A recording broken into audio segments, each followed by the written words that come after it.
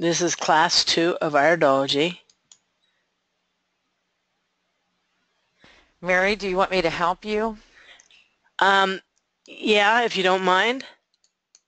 I'll do my best. Okay, let me make you an organizer. Then if Victoria comes in, don't make her an organizer though, okay?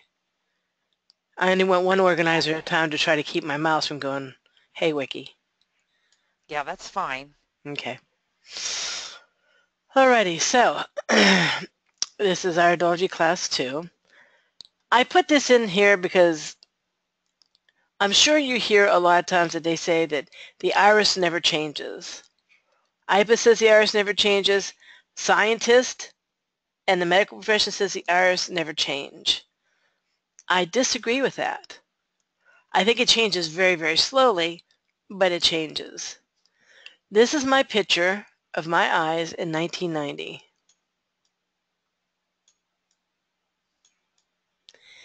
And this was in 2005, I think.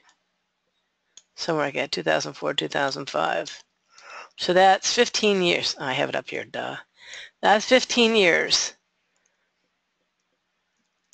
The coloration is different because the flash was different. And I agree with that. That's why some of it has changed. But you can tell that my intestines look cleaner than they were. I have more stress rings because my son was a bugger than I had before. But this is the thing that I really notice right here.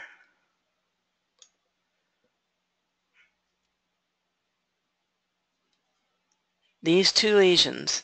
Now, IPA says the reason why you see the change in these is because this pupil is smaller than this pupil. I don't think so. I don't believe that is what it is at all. I know that I had really bad problems with my heart, and now I have mild problems with my heart. So if I teach something different than what IPA says, that is why.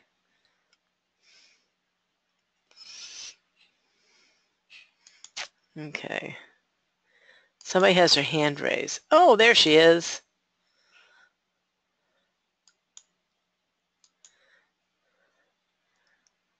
Hey, Victoria.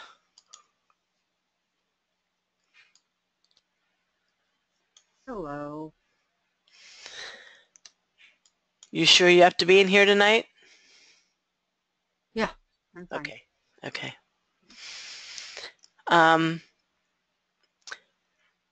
So remember from last week, we talked about if you see toxins over top of the fibers, that is called pigmentation or psora, and that means it needs to be cleansed. If you see a lacuna or a little football-shaped thing, that means there's a weakness and it needs to be nourished. So in my case, right here was the lesion. There's a little one right here, which indicates my heart, and then my bronchial. It was mostly my heart. Then you can see there was a different right here. The eye's a little bit crooked, but that's my heart. So when you see the lacuna, and this is different than IPA. IPA just says, okay, there's certain different kinds of people, and y'all fall in within these certain categories. I like to take every person individually, because we all have different things about us, and I don't think it's the best way to go. Although I do respect what IPA does. So to understand the depth of the lesion or lacuna, I'm going to use the analogy of a plant. If you have a potted plant here and a potted plant here, and someone says, will you go out and replant that one potted plant because it is root bound? And they didn't tell you which one, but you knew only one of them was root bound. Which would you suspect the roots were bound, on A or on B?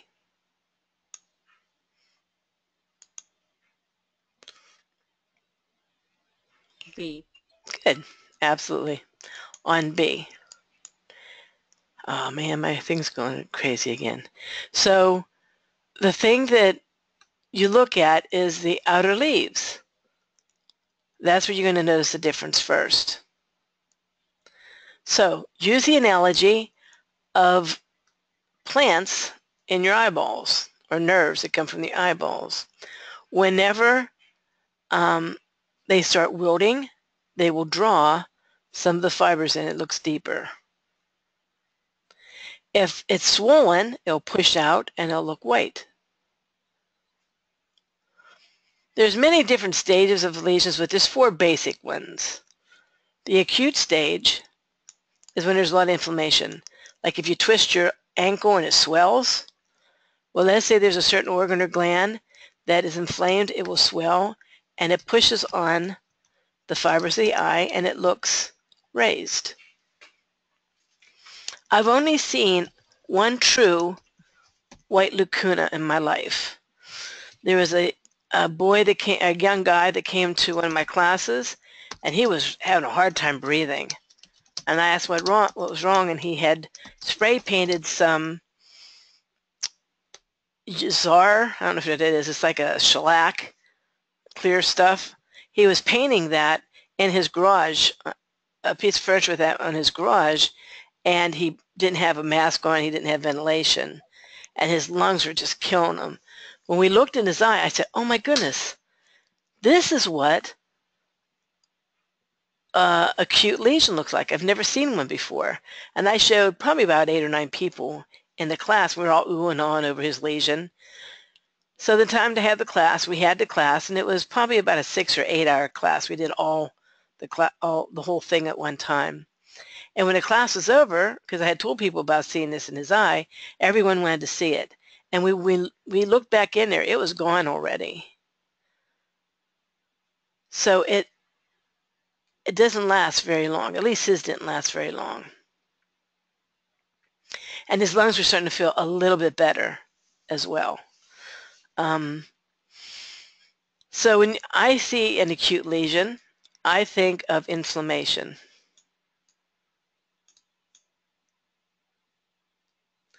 Then the subacute is whenever things are sinking in and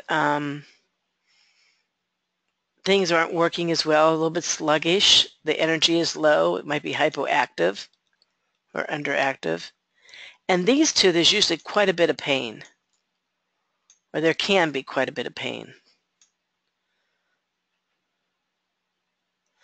Once you get to chronic, which is more serious, because the deeper it is, the more serious it is, it indicates that the body part is very hypoactive and it's chronic, and there's a lot of toxins that can start building up in that area.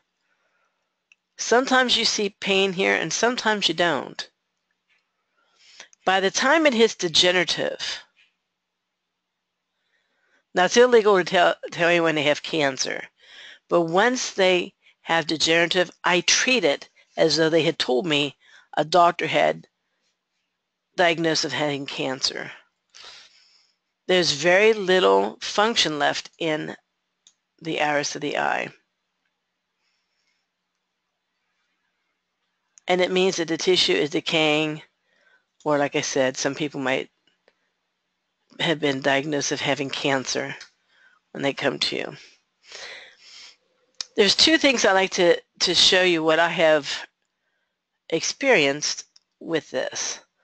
One is whenever I was 17 years old, I worked at a nursing home, a county home, and they had different rules and regulations then. It was just a place where poor people went, didn't have anywhere else to go, basically. And the doctor had to they had to clean out a bed sore. And he asked for help, and the nurse says, hand me a bunch of stuff. She says, here, you go help him. So I was the assistant. And he uncovered this lady's hip, and it looked like you could see the regular skin, and inside it looked, I know this is gross. It looked almost like chocolate pudding, but it was even darker than chocolate pudding. Really, really dark, and it looked mushy. And he literally was scooping it out. And she didn't act like she even knew what was going on because she was, I probably would call it semi-comatose. Like she would eat if you fed her, but she couldn't talk. And if you called her name, she didn't look towards you. So I'm not really sure what you would call that. But she made no noise and made no movement whenever he was doing that until he got down to the healthy skin. And as soon as he got to healthy skin, he had to give her a shot of Novocaine to numb it. So when he cleaned it out, it didn't hurt her. But quite a bit was taken out before she even noticed it because there's no more pain there because the tissue was dead. Another thing happened is I was reading this lady's eyes at the shadow box where I used to work. And I said, you know what? You have a real weakness in your right kidney and you have a weakness in your left kidney, but the right kidney is really, really bad. And she says, oh no, you're wrong. She said, my right kidney used to be really, really bad, but it doesn't hurt me anymore. It's my left kidney that hurts. Because what happened is the right had gotten so bad that there's no longer impulses going to the brain.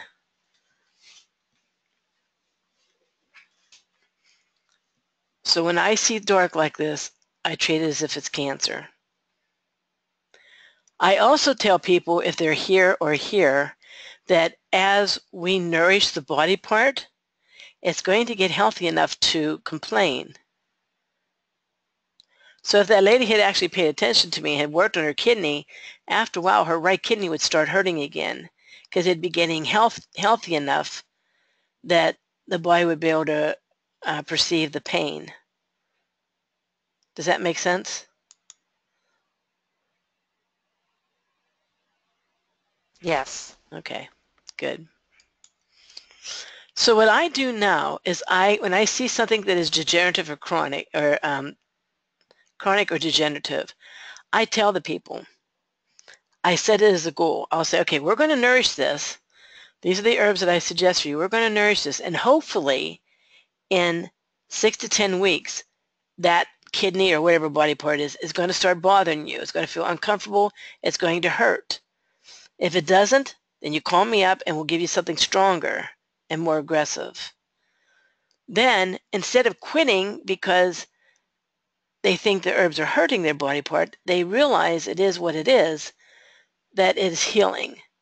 And instead of quitting, they'll call me up and say, guess what? It's only 5 weeks and already I'm feeling a little bit of pain because they see it as a good thing. So I suggest if you're going to be reading people's eyes to do that little thing that I do because it really helps keep them with it. Okay, so subacute lesions are like this. Just, you can tell there's a little football shaped thing here. Now this is an open one, but you can see there's a subacute lesion here. This one's getting a little bit more chronic. These ones are a little bit deeper. That would be between subacute and chronic, I would say. These are chronic. You can tell they're deeper. They look like they're sunken in deeper. And so are these.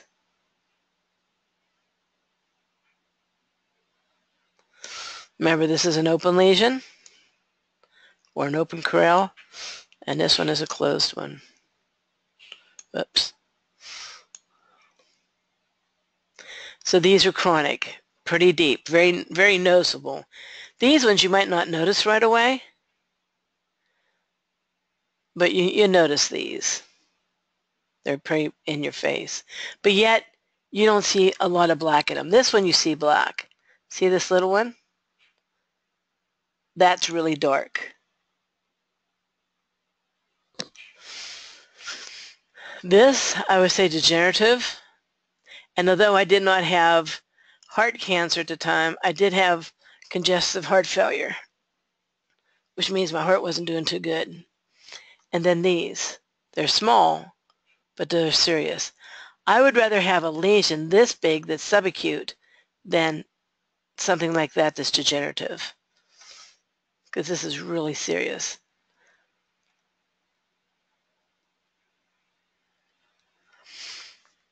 Any questions about those 4 levels of lacuna? No questions yet. Okay. Alrighty. As the lesion heals, 2 things are going to happen. If it's a subacute lesion, chances are it'll heal that you'll never know that it was there. Never know that it was there. And I compare that to if I have a scratch in my hand. You know, if my dog scratches me because we start playing tug of war or something like that, and he scratched me with his paw, it will heal and you'll never know that it was there. Never. But if I have a deep cut, if I got cut with a knife or something, it was deep, it will heal, but it'll leave a scar. That's the analogy that I use for the lacuna. A subacute lacuna could very well just disappear and you wouldn't even know that it was there. But whenever you get to a degenerative or chronic lacuna, it could heal and fill in. Oops. It wouldn't go in circles though, but it would fill in like this, and you might still be able to see where it is, but it would be healed. And it usually does 2 different patterns, I've noticed. One looks like a leaf,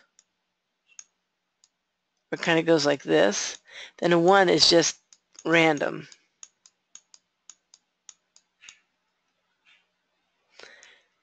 Now these don't look, Question. yeah, go ahead. Ada asked, have you seen degenerative lacuna completely heal? I have, but you could still tell the scarring. So it would be all filled in a lot. I mean, so filled in that there's no real dark anymore. But you usually can tell where it was. So like in my eye. Oh, let's see. You can still see a little something right here.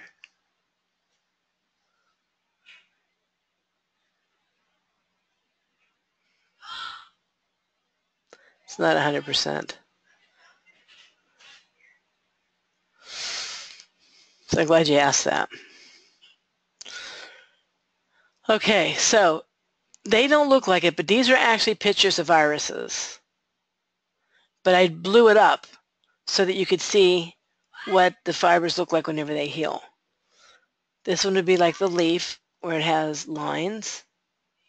And this one just goes in different directions.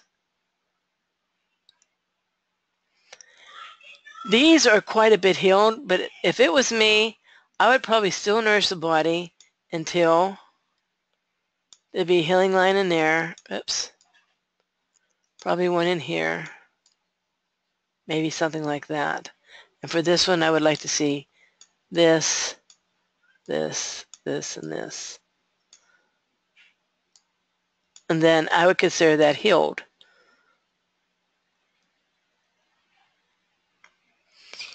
So let me erase these. Do you all see the healing lines that I'm talking about? Yes. Okay, good. Now this is something that you learn in natural health. It's called Herring's Law of Cures, that you heal from the inside out, the head down, the reverse order.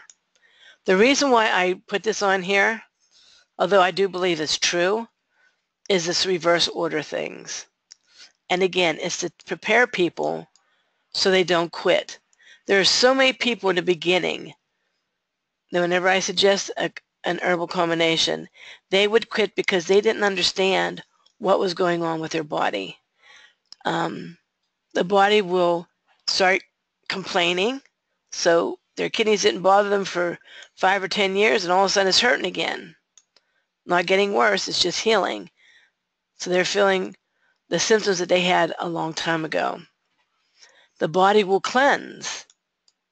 I almost quit herbs. If it wasn't for, and I believe God did this, he let me get as desperate as I did.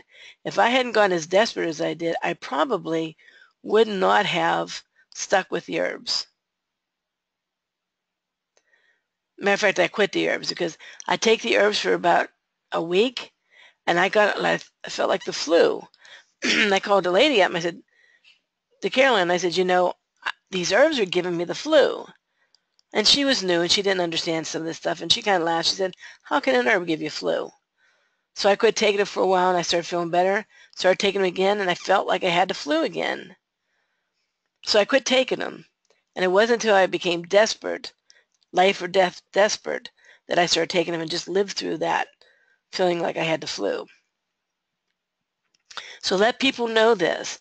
I have a chart, and if you want it, you just email me at marysherbs@aol.com, and I will send you a copy of the chart that I have on the back of every consultation that I do. It's on the bottom of every email I send. Even if I send you an email saying, hey, how you doing? It's on the bottom so I don't forget.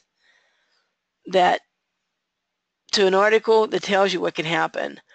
Whenever I cleaned up my body, I ended up getting boils. I had parasites come out of my legs, from my knee down. I had the flu several times. I had a really bad chest cold where I cleaned a lot of stuff out. So it's important that people understand that this could happen. I also have on there a chart that goes like this. I'll say, this is your health. Your health is not going to stay where it is forever. It's either going to improve a little bit or get worse. And if it improves a little bit, you'll probably have a little bit of a healing crisis, but then you'll probably see a real incline in your health. Then you could have another healing crisis and so on. But if you don't follow that, sooner or later those toxins that the body will violently try to get rid of will drag you down.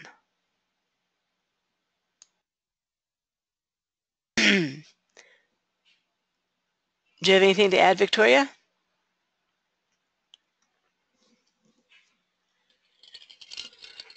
No. Okay. Now, whenever you open up any kind of iridology book, they're going to talk about the 7 zones. I do believe in zone 1 is the stomach. I believe that zone 2 is the intestines. Personally, I think the autonomic nerve wreath should be zone 3. And after that, I don't teach the 7 zones because they don't stay perfectly within each of these zones. And you'll see that as we go along. I did learn one thing, though, which I thought was quite cool. Zone 3, for what IPUS is zone 3, although it's not, I don't consider it zone 3, but right beyond the autonomic nerve wreath is what tells you how the, it's called the humeral zone, which means the humerus is anything that's liquid. So it tells you how efficiently and how clean the nutrients are coming from the intestines into the bloodstream.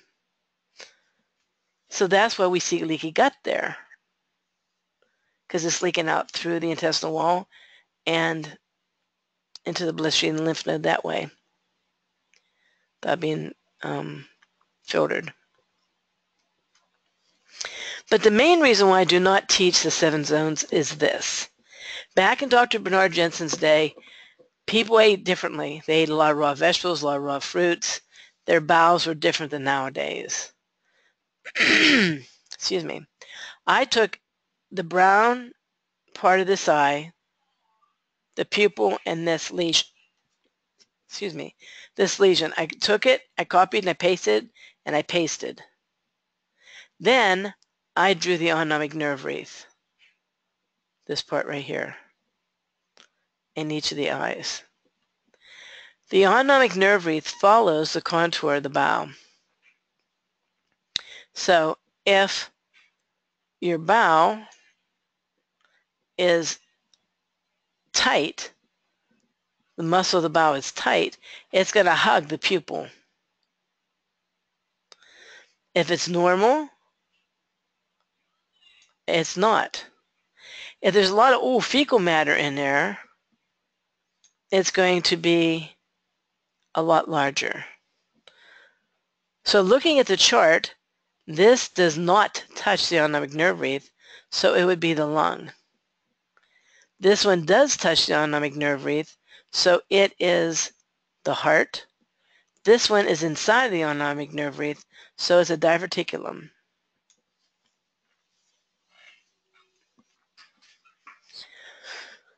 In a perfect world, if the person had that their autonomic nerve wreath or their collarette was 1/3 of the way out, like it should be, and nicely shaped, then I think you could use the 7 zones. But that doesn't happen very often. Matter of fact, I venture to say it happens less than it does happen. So usually it's messed up.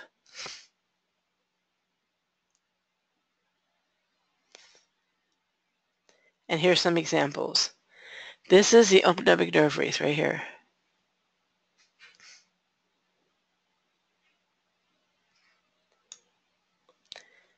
See how tight it is?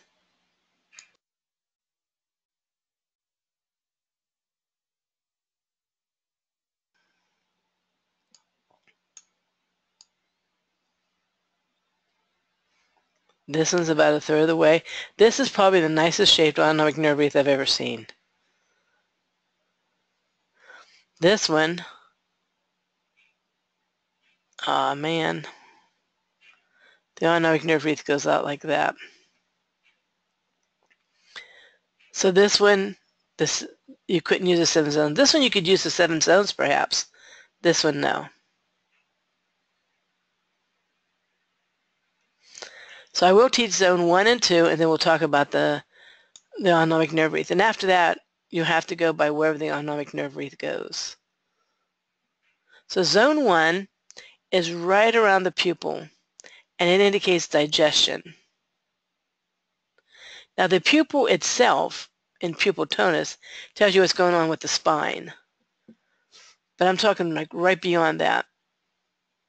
The shape of the pupil indicates the stomach.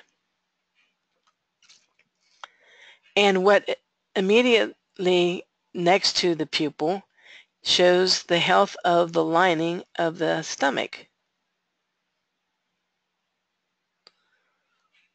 You can have 2 things happen. You can have a simulation ring, which looks like an orangish halo. I call it a burnt stomach lining, or a pupillary ruff, which also means that the lining is messed up. So both this and this in the iris of the eye means that the stomach lining is not as healthy as what it should be. You'd have a nice, healthy, thick lining in the stomach. It's hard to see on here. It's easier to see in the eye, but there's like an orangish halo right around here. If you can't see it, you're not the only one. It's tough to see on here. I have seen it in people's eyes a lot easier, though. And then this is a pupillary ruff. Do you see how it looks like it's all chewed up around here? That indicates that the lining of the stomach is burnt.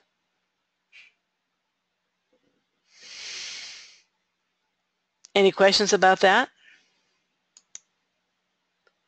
No, Mary, that used to be called the absorption ring, correct? Yeah, assimilation ring, absorption ring, yeah. Okay. Nope, we're good on questions, or no questions yet. Okay. Now the pupil itself, something called pupil tonus, is indicated in the pupil. Basically, the pupil should be round, and it's hard to draw round with a mouse. If there's a place where it's flat, and that's what this is. Let's say the pupil was like this. But it was flat right here. that would indicate that there was something going on with this part of the spine. Oops. Right here. C1 to C3. If it's flat here, or the pupil would be like this, that would indicate from C7 to T12. If it was flat here, and then around, that would be the lumbar region, which is L1 to L5. And then if it was flat on the bottom, that would be the tailbone or cecum and cecum. And then back up, the same thing.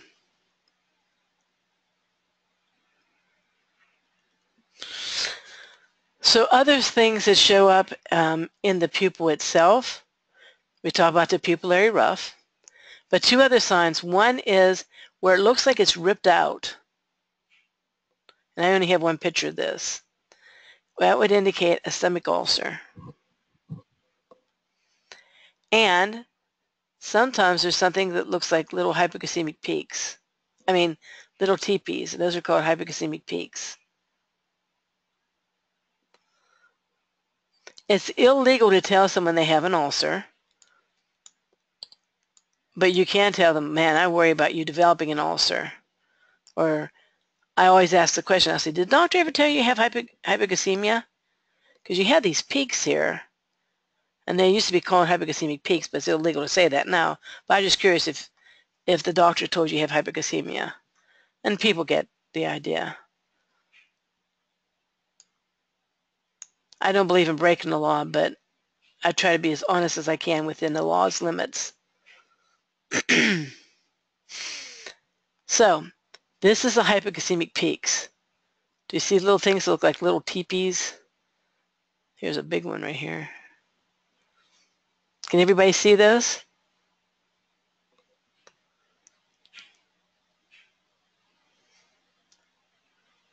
We have a couple, yes. Okay.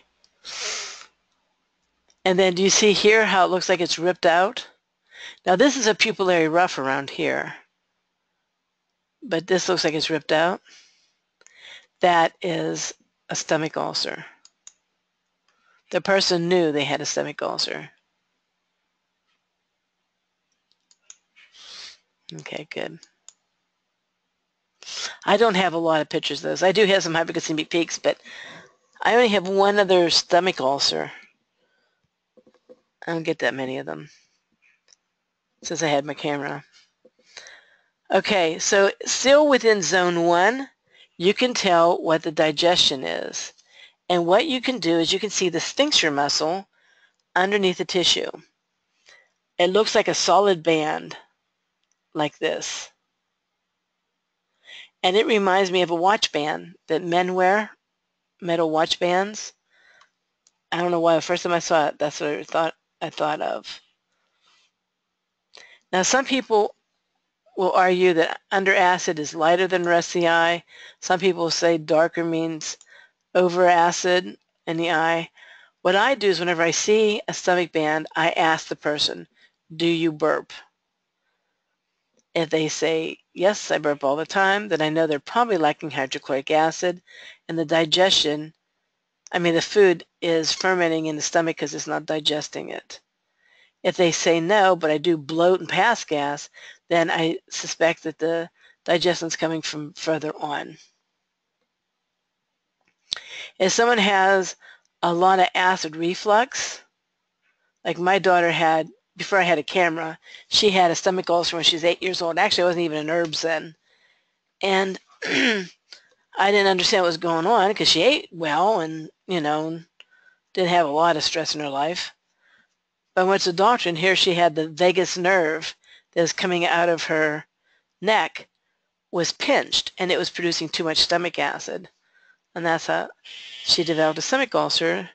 The doctor, the chiropractor, you know, massaged it and cracked it around, so I got it back in, and she never had a problem again. She didn't have the sour stomach and problems she had from birth until she was 8.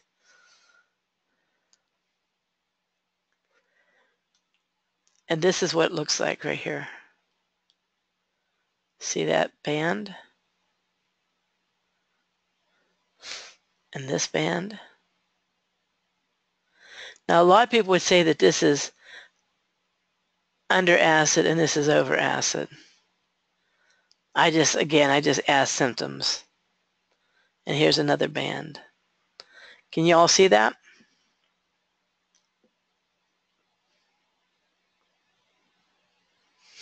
Yes. Good. Good. Sometimes if the autonomic nerve wreath, like right here, follows it, it's really hard to tell. Okay. So for the stomach, if I see burned stomach lining, I like slippery elm. That's probably my favorite. If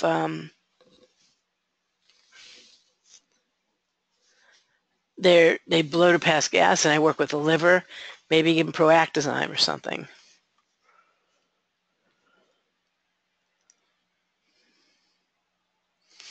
Mary, Yeah?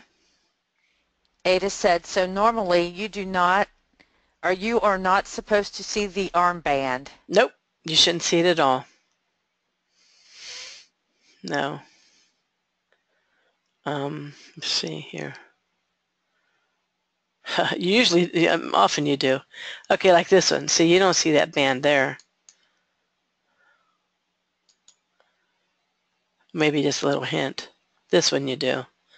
This one you don't. So no, if there's nothing wrong with the digestion, you shouldn't see it. She said bottom. First she said thank you, then she said bottom, so I don't know if she's seen the bottom of one of them. Oh, probably the bottom of this one. This one does. Yes. Yeah. But these two don't. So if there's nothing wrong, you don't see it. If you say, oh, I can't even tell what the stomach's like, well, then the stomach's fine. Okay, thank you. Mm-hmm. Okay. So if there's no more questions, we'll go to zone 2. Zone 2 is the intestines. And we are wonderfully and beautifully made. No doubt. I do not believe in evolution because we are wired so cool. We have small intestines on the inside. Then, as soon as the intestines leave the ileocecal valve, there's a cecum, the ascending colon, the transverse colon, the descending colon, the sigmoid, and out. So this half of the purple shows up there. The cecum shows up here. The ascending colon shows up here. One half of the transverse colon shows up there. The other half of the transverse colon shows up there. Then the descending colon, the sigmoid, and the anus. We are wired very, very efficiently. And this is very close.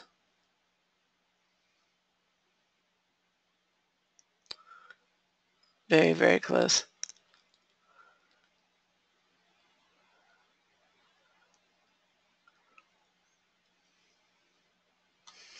So, as I said, this is what an autonomic nerve wreath should look like. Look at this person's bowel.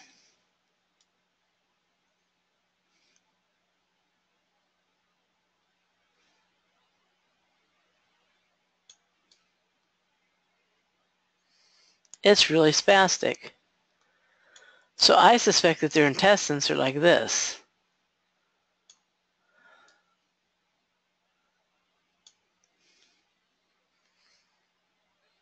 Dr. Bernard Jensen has a book called Tissue Cleansing Through Bowel Management. And it's amazing on the shape of some of these bowels. They will give someone bentonite clay, which kind of sets up, and then they can actually, the feces, they can even just hang over something because it's set up like that. And you can see the irregular shape of some of these bowels. It's just crazy. Mary, Mm-hmm. can you go back 2 slides so someone can take a picture of? Okay, sure. Let me see. This slide?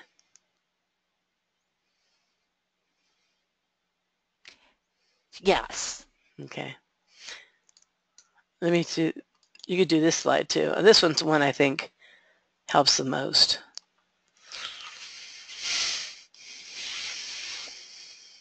I have a question. Mm-hmm. Would that person with the spastic bowel possibly have IBS issues? IBS is a bogus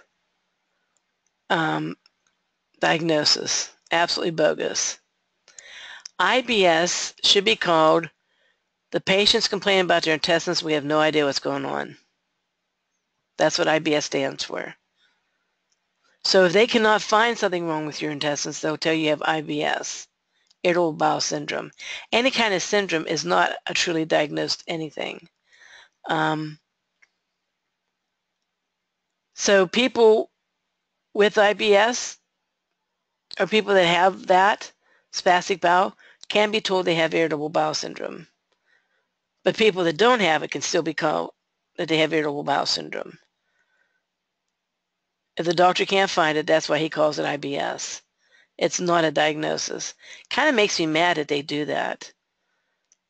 Because people say, oh, I went to all these doctors. I went to 4 or 5 doctors. Finally, I found a good doctor who just diagnosed me. They told me I had IBS. Well, he's full of BS, is basically what the thing is. He just told you that so you'd shut up.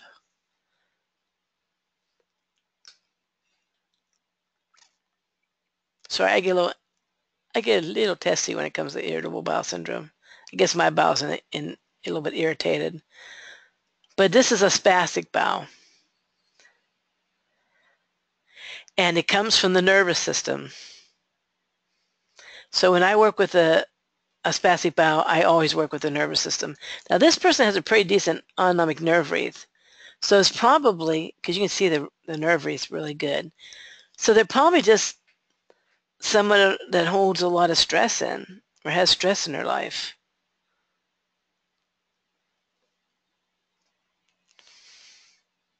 And I hope I didn't make you feel intimidated in asking questions by going off about IBS. It's not your fault. That was a good question, actually. And it gave me the opportunity to vent.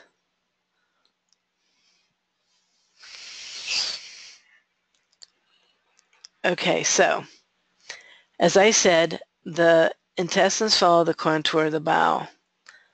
If the bowel is nice and normal, the autonomic nerve wreath will be 1/3 the way out from the pupil to the sclera and shaped well. If the intestines go out, the autonomic nerve wreath goes out. If there is a stricture, the autonomic nerve wreath stricts in. If there's a prolapse, you'll see a sagging.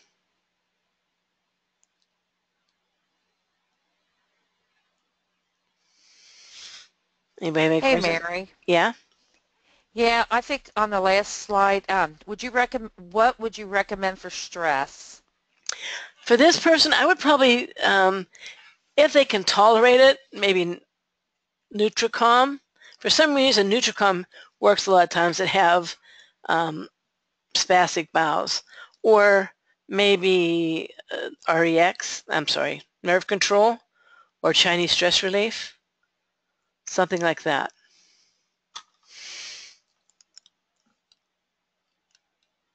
Okay, thank you. Mm-hmm. Yeah, ask along the way what I would do for things, and I will tell you.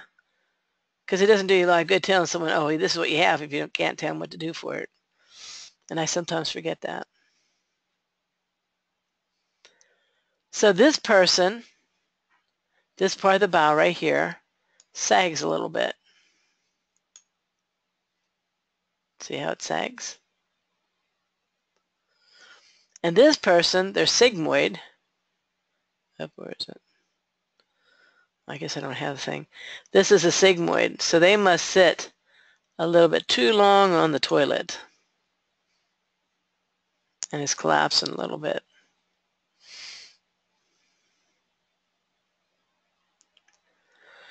This person, look, the large intestines, because this is a right eye. So their small intestines are not have a lot in, but look how big, as soon as it hits the cecum, look how huge it is. Here's her appendix. But look how huge this is. These lines that go like this, I don't know why it's doing that, so I apologize. I didn't do that, it just runs amok once in a while. But you see how this is exactly where the large intestine stops. So, and this is where it starts. If you look back up here. Look, see? So this person doesn't have a problem with his small intestines, but he definitely does in his large intestines.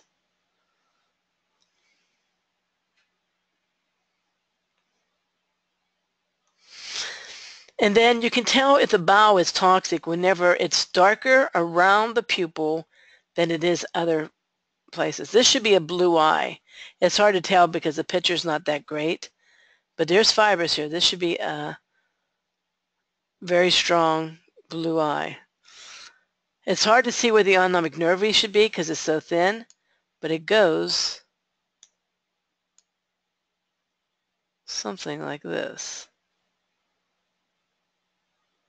If you can't see it, don't worry. It's really hard.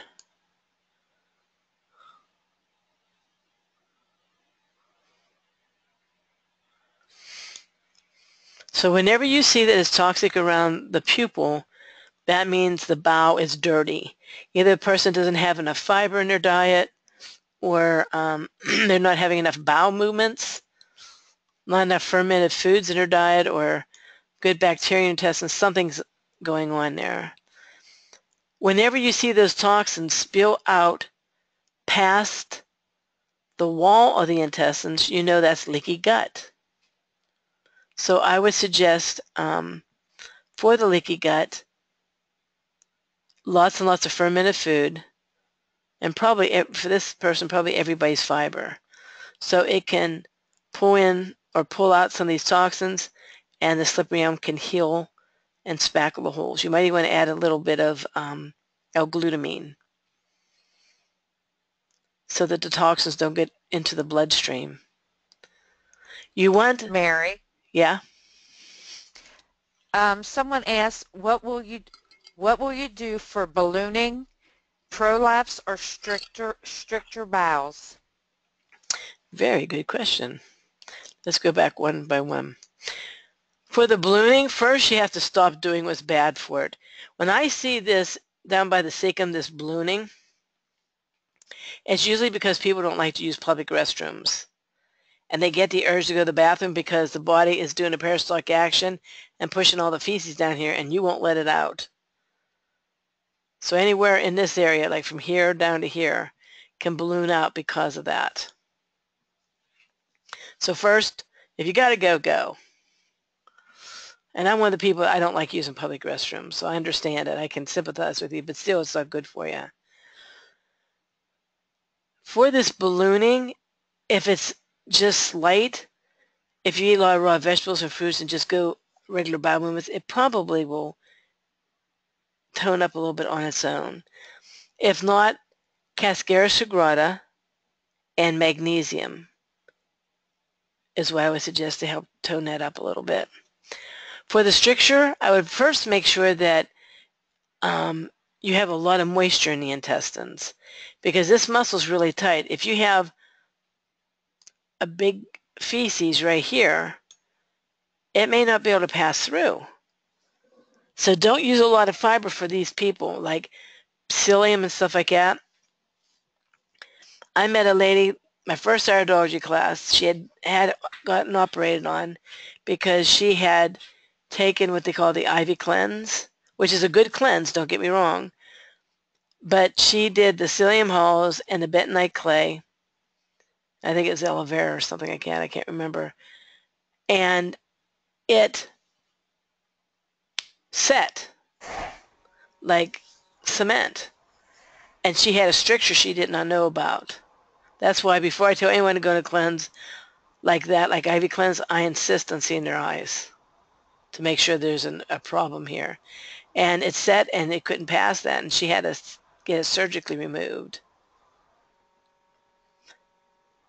The stricture, you need moisture in there. So I would do slippery elm, just plain slippery elm. Slippery elm doesn't clunk together like that. As far as I know, slippery elm does not have the ability to cause an impaction of any sort. Then as it smooths out, I would do a lot of raw vegetables and a lot of raw fruits. If it's just one place, it's probably not the nervous system. It's probably because you hold it, so this muscle was tightened, and then this ballooned out. And you usually see it right after ballooning. Okay, oh, and then prolapse. For the prolapse, what they tell you to do is to get a board and put it on your couch.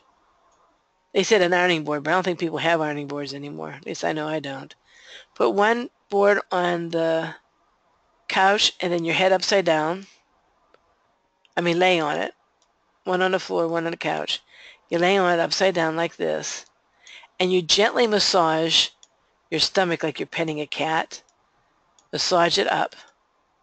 Stay like that as long as you can. Then you roll over and you lay down for a while. So it lets everything else kind of shift around in there. Because there's little bands holding up, there's like little bands of muscle that hold some things. But basically, your intestines just, everything just sloshes around in there. So you want to lay still for a while so that things can settle. Then when you get up, hopefully it won't be quite as prolapsed. The thing that causes prolapse most of the time is jogging on cement or on macadam. You see these people jogging alongside the road or on the macadam road, and the whole time I'm thinking, you have no idea what you're doing, your transverse colon. An illustration of this would be if you have ketchup.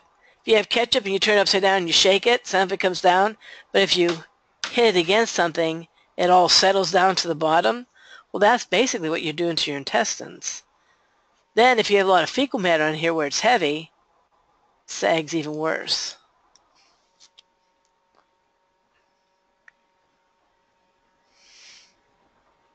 Okay, did I get all those questions answered? Yes, she said thank you. Okay. Sometimes I forget when there's more than one. And sometimes realize that one part of the body can affect the other part of the body. For instance, a transverse colon that sags puts a lot of undue pressure on the uterus. Dick Williams' daughter-in-law had this.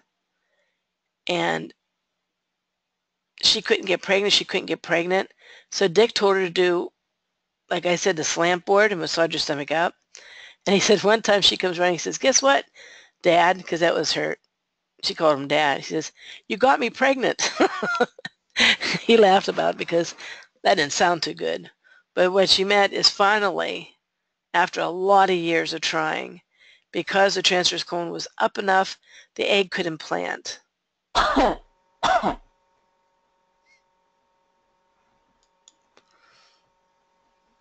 Okay. Anytime you see a lesion inside of an autonomic wreath, the vast majority of the time, I mean, I'm tempted to say always, but there's no always in anything in health. But most of the time, it indicates a diverticulum in the intestines. This is what a healthy bowel should look like. These are diverticula. One is a diverticulum, many are diverticula, which seems stupid to me, but that's how it is. So this is what it looks like from the outside. If you would cut right through here, you would see that the muscle actually balloons out. What usually causes this is gas pains. Do you ever have gas pains and, oh my goodness, the pressure and the pain is very, very painful. What it's doing is all that pressure is weakening that muscle. Like if you take a balloon that's half blown up and you squish in your hand and part of it gets really large, that's what it does. But there's not air in there, then fecal matter fits in there and it stays that shape. So that's a diverticulum. Does everybody understand these pictures? Because I'm not much of an artist. So if you would cut this like this, that is what this looks like. So that would be right there. Okay. I had a yes. So. Okay, good. Alrighty. When people have a lot of diverticulum, they are open to having diverticulitis. It doesn't happen all the time, but pretty often. What happens with the diverticulum is a seed can get caught in here. Usually very small, sharp, sturdy seeds like in strawberries and raspberries and things like that. They'll get in that diverticulum and embed itself and it gets irritated and inflamed. Just like if you have a splinter, it gets infected and inflamed. Well, that's what the diverticulum does, and the body tries to kick it out, and your intestines can swell and it causes a lot of pain. As far as I know, you cannot truly get rid of a diverticulum. I've heard people say, oh yeah, you can. So-and-so said you can. And I would contact so-and-so, another natural health professional, and ask them what they did. I would tell my people to do it, and they would no longer maybe have diverticulitis, but I didn't see the diverticulum go back to normal. So I suspect that might not happen. But Mary. Yeah? Oh, go ahead. Finish your thought. Sorry. No, that's okay. Go ahead. Someone had a question. What is a polyp? A polyp is something different. A polyp is a growth.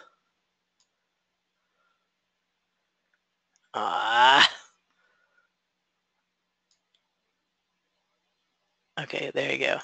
A polyp is a growth on the inside attached to, at least the linings, many times attached to the wall of the intestines. So this is being pushed on the outside. This is growing on the inside. Polyps are much more dangerous than what diverticulum are. The irony is polyps usually don't have any pain until it's cancer, while diverticulum is less likely to develop into cancer. It's not impossible, but it's a lot less likely. Okay, she asked what causes them. Well, I know there's a genetic component to it. I suspect maybe a lack of roughage and a pH imbalance, but I don't know for sure. I don't think anyone knows for sure. But I do know that there's something called bayberry. And bayberry has shown to stop producing new polyps. You probably would have to get the polyps you have already removed. But if you took an adequate amount of bayberry, there's a good chance that you wouldn't develop any new polyps. But polyps can be serious. Yeah. If I had, I'm not a real fan of the, I had it last Saturday when we were talking about it. The scope they stick up your butt. Colonoscopy. Thank you, colonoscopy. I wouldn't just get it just for, like, don't have anything to do this afternoon, let's go do something fun, let's get a colonoscopy. I wouldn't do that. But if there's a lot of polyps in my family, I don't know. I just might. Realize, though, you want to go to someone who really knows their stuff, because I talked to someone who had their sigmoid perforated. They poked a scope right through their wall of their intestines, and they end up with peritonitis. You want to make sure that they also make sure that it's clean. I've had people get infections after getting a colonoscopy. So you want to, make sure that you go to someone really good. But if there's a lot in your family, and there's some family that is almost, it's like really, really strong. There was 4 brothers that came to me. Their father died of colon cancer from polyps. All their uncles, their cousins, and all 4 brothers had polyps removed. If it's that strong in the family, then I probably would and get it removed.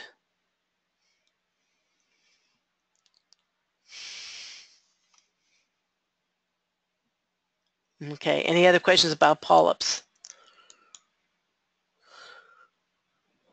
Nope. Alrighty. So what I do whenever someone has a diverticulum is I really, really nourish this. Maybe some everybody's fiber or slippery elm to get it nice and healthy so the seeds cannot attach to the wall of the diverticulum. It doesn't cause inflammation. Yeah? Mary, would you start with one or the other, or you can take them both together?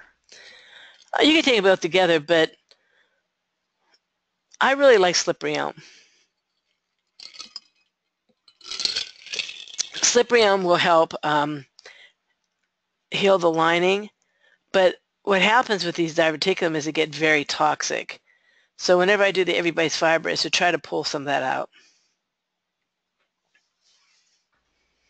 Okay, thank you. So I guess it would really matter on how nasty they look. Let's see if I have any here yet. Okay, so like these ones, I would probably just use everybody's fiber because these are diverticulum. They're lacuna inside the autonomic nerve wreath. If they were black, then I'd probably use everybody's fiber. Clean some of that out. Okay, first you said everybody's fiber. Did you mean slippery elm? But if they were black, use everybody's fiber? Yeah, didn't I say that? No, I think you said everybody's fiber for both, and I just wanted to clarify. Okay, yes. Slippery elm, is good if it's just to get rid of the diverticulum. But if you want to clean it out, you want to add everybody's fiber with it. And quite frankly, almost everyone can handle everybody's fiber. It's just more expensive. The only benefit is it's more expensive than the slippery elm bulk. Thank you. Okay, that's a very short class. Do y'all have any questions about the intestines or the stomach zone?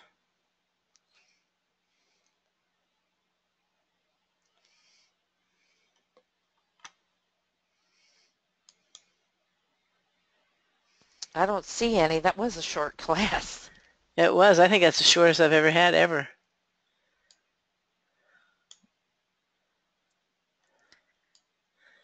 Do you all understand it? Because there's some new people here. I really don't mind answering questions. I promise you I don't. Okay, Ada said, what will you do for over acid stomach and under acid stomach? Okay. For an over-acid stomach, I would try to see why it's over-acid. Typically, it's because you have the heliopyloric bacterium. So if that's the case, then gastro health is really good for that. If or make sure the vagus nerve isn't pinched.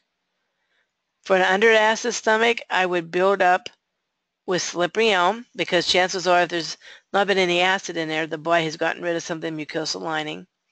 So I would do that a lot. And then I would probably take food enzymes or PDA so that you digest properly.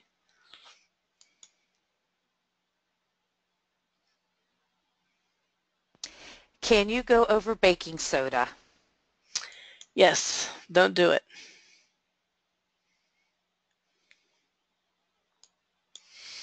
Baking soda is very alkalizing.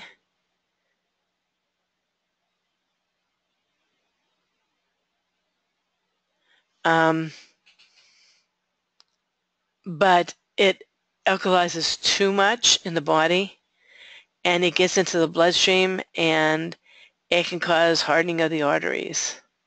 So I know a lot of people do baking soda for over acid stomachs, and I think it's extremely unwise. Most people do not have too much acid in their stomach. They usually have not enough, and it ferments and produces a different kind of acid. But I don't think anyone should take baking soda by mouth. Okay, Mercy said she came in late. Would you please repeat or show the autonomic nerve wreath? I sure will. Let's see.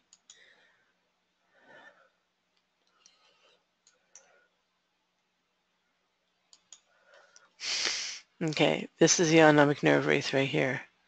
You can only see parts of this. Parts of it's very thin, like right here is thin. This is, probably you don't want any thinner than this right here. See how thin this is? But this is where the autonomic nerve wreath, also called the collarette. That's where it's at. This one, it goes like this.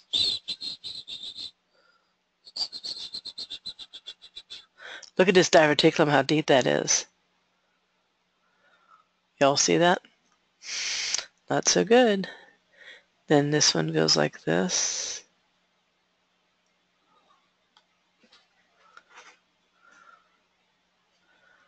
This one's the one that's spastic because it follows the contour of the bowel. You know your bowel's all misshapen. I don't know where that one goes. Mary, I have a question. Uh-huh. If it balloons, it can balloon like in the small intestine, it can balloon in the ascending colon, the descending colon, is that correct? It can balloon anywhere. But Okay, most of the time it balloons in the large intestines because in the small intestines, it's liquid.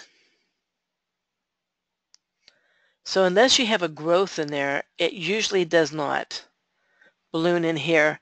So it's rare to see this be normal and then the small intestines ballooning out gotcha. because it's liquid there. But the body starts sucking the water out and it's solid here in the large intestines. Thank you. Mm-hmm. Good question. So I think that's all we have. Next week, we're going to start out talking about the autonomic nerve wreath.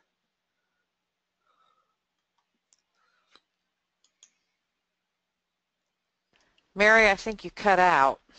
Oh, next week, we're going to talk about the autonomic nerve wreath when we first start. You'll get a really good understanding of that.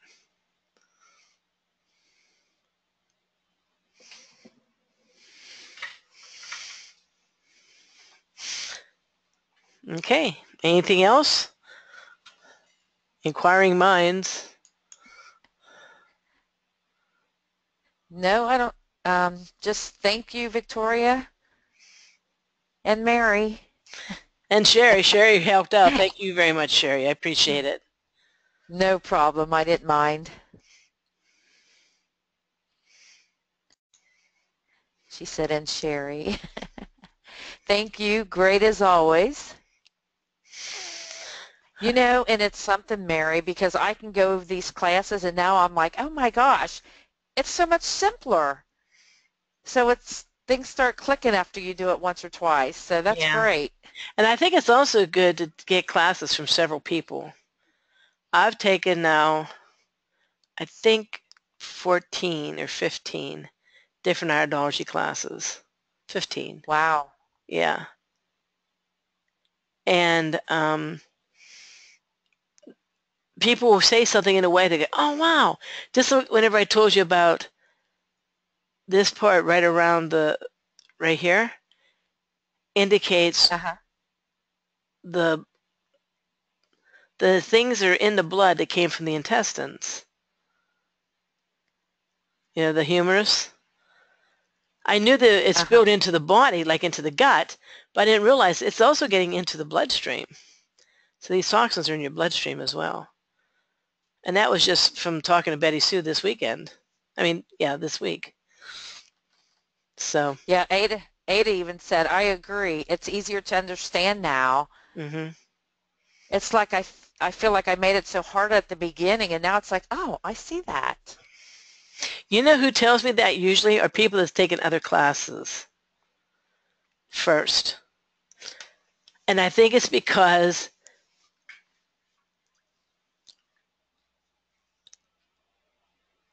like whenever I took my first class, it was an all-day class, all of it in one day. This is broken up in 3 different classes, so you can take a bite of it, go home, chew it for a while, look at it over again before you go on to the second one. When you try to do it all at once, it can boggle the brain.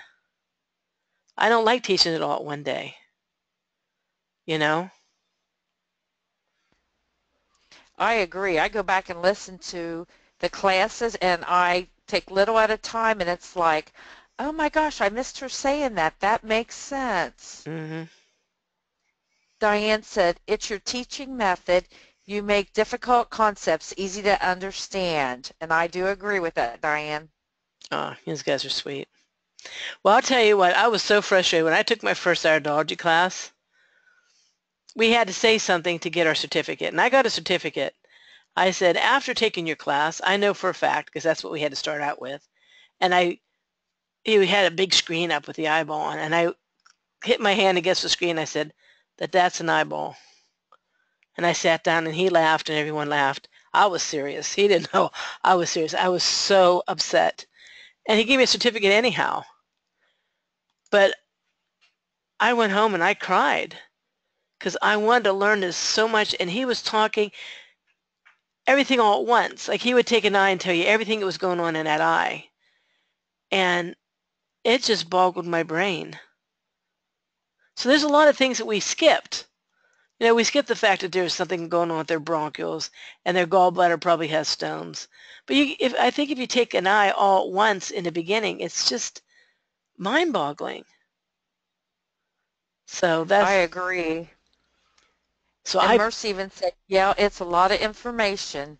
it And I is. like to do it piece by piece. Yeah. So go home and, well, you are home. I don't always say go home because I used to teach these out.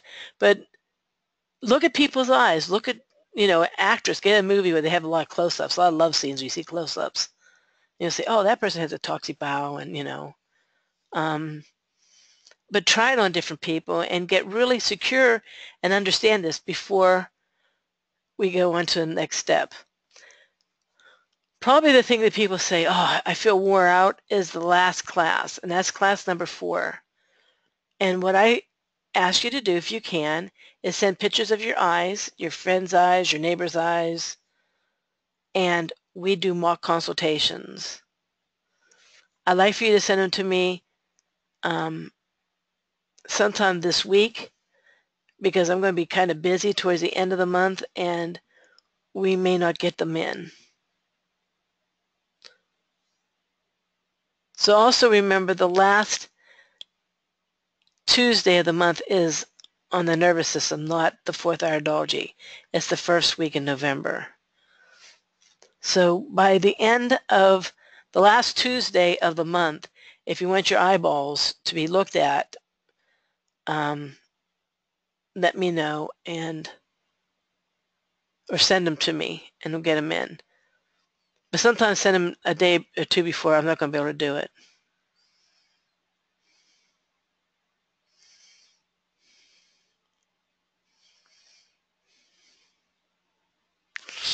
Okay. Well, thank you all for coming. I appreciate it. And Sherry, thank you again for stepping in. I appreciate it. And I'm sure that Victoria really does as well. Oh, you're quite welcome.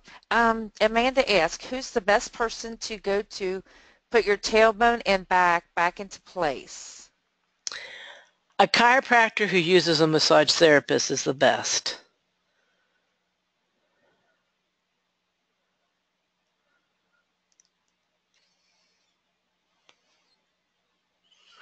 And if your tailbone only hurts, and it hurts when you're sitting, but you're standing up, it doesn't hurt as much, or as soon as you get up, it like, pow, it hurts a lot, and then it starts loosening up a little bit, that's usually that you're lacking trace minerals. There's this one guy came to me, I just got to tell you this, so we have a little bit of time, and these guys don't mind me taking a little bit more of your time, but he was like 60 or something. He was like older than me, and I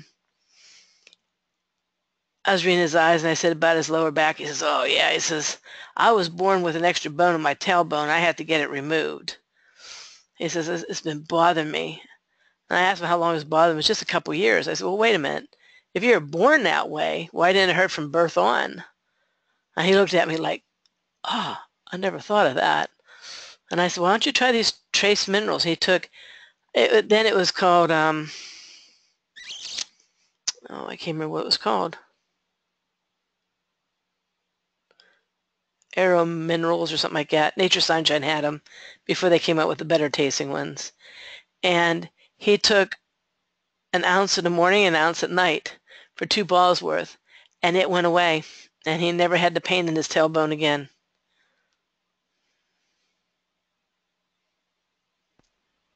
Mary. Mm-hmm. Diane said, sorry for a last minute question, but what is the camera you recommend?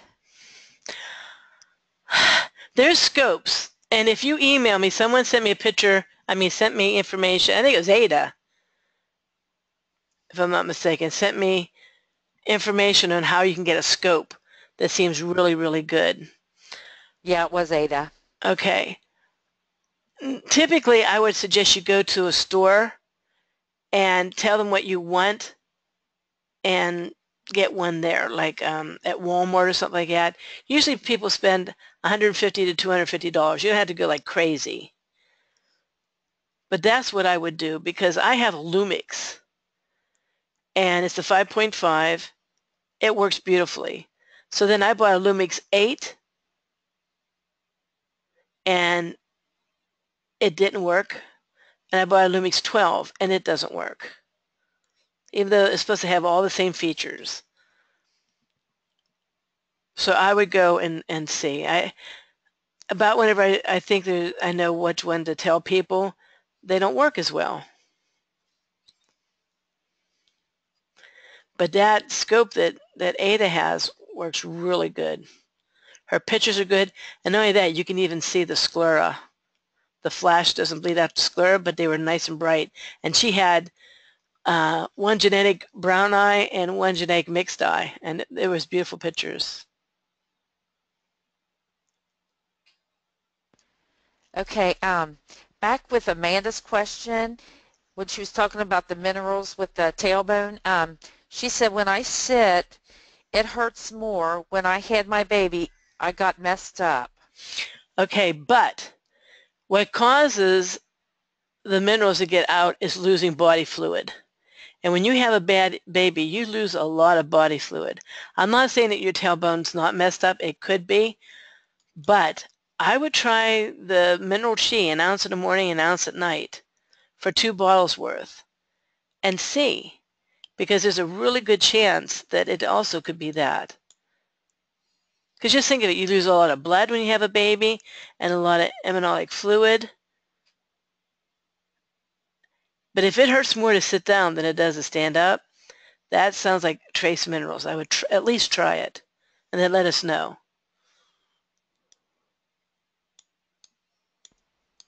She said, okay, thank you.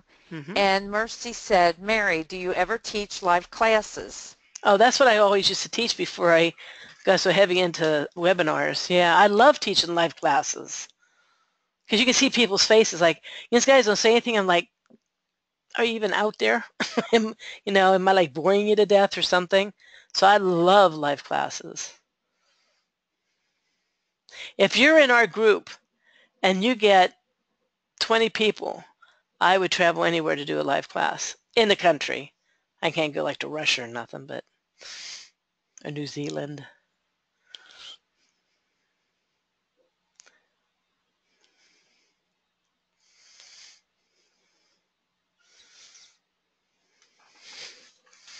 Okay. Any other questions? No, Comments? Ada just said, Diane, email me. I will send you the website. It's probably maybe for the camera. I have a camera too, and I do not have the website. Mercy said, thanks. Mm-hmm. I think that might be it. Okie dokie. Well, if you think of any other questions, just email me. If you're new and you don't know how to get a hold of some of the things we talked about, Sherry, would you mind helping them with that? Oh, that'd be great. Okay. And that's her email address. Okie dokie. Well, y'all have a good night, and we'll talk to you next week. Okay, bye, Mary. Thank you, and Bye-bye. thanks, everybody. Take care.